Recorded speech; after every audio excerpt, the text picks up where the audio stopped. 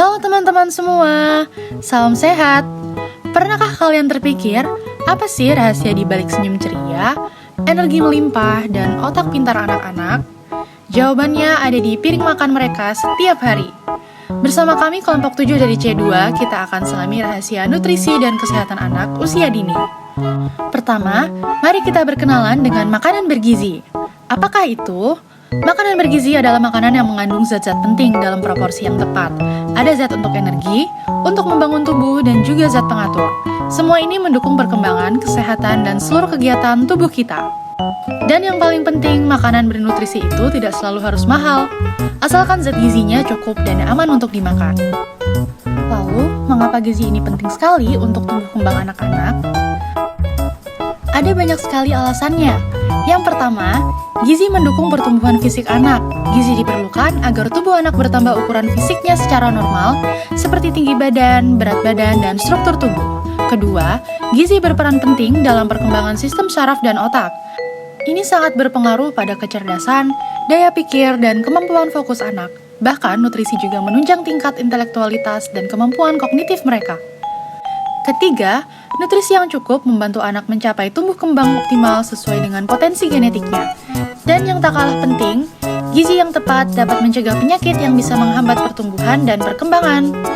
Singkatnya, gizi ini berperan sebagai sumber energi utama, zat pembangun dan zat pengatur dalam tubuh kita. Nah, sekarang kita sudah tahu kan pentingnya gizi. Lalu, bagaimana cara kita memenuhi kebutuhan gizi anak setiap hari? Kementerian Kesehatan Republik Indonesia punya panduan mudah yang disebut dengan isi piringku. Dalam setiap kali makan, sekitar 2/3 dari setengah piring kita harus berisi makanan pokok, sumber karbohidrat utama seperti nasi, ubi, atau gandum. Ini akan menjadi sumber energi utama. Kemudian, 1/3 dari setengah piring diisi oleh lauk pauk. Disinilah sumber protein kita, baik hewani seperti daging, ikan, telur, maupun nabati seperti tempe, tahu, dan kacang-kacangan.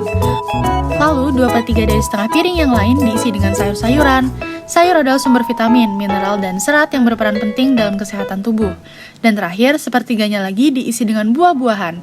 Buah-buahan menyediakan vitamin A, B, B6, C, serta mineral dan serat yang kita butuhkan. Jangan lupa juga kita butuh sekitar 8 gelas air putih setiap hari untuk tubuh yang optimal. Kemudian, bagaimana kita tahu status gizi anak kita sudah baik? Status gizi adalah keadaan tubuh akibat konsumsi makanan dan penggunaan zat gizi. Kita bisa melihatnya dari beberapa indikator. Ada berat badan per usia yang mengklasifikasikan gizi buruk, kurang, baik, atau lebih. Lalu ada tinggi badan per usia untuk melihat apakah anak sangat pendek, atau normal. Dan terakhir, berat badan per tinggi badan untuk mengklasifikasikan sangat kurus, normal, atau gemuk.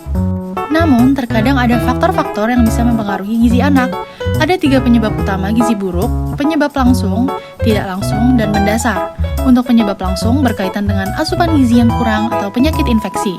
Penyebab tidak langsung berhubungan dengan ketersediaan pangan, pola asuh, sanitasi, air bersih, atau pelayanan kesehatan yang kurang memadai.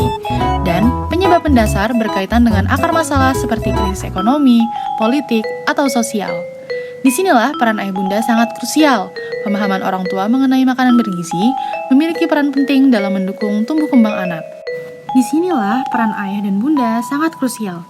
Pemahaman orang tua mengenai makanan bergizi memiliki peran penting dalam mendukung tumbuh kembang anak.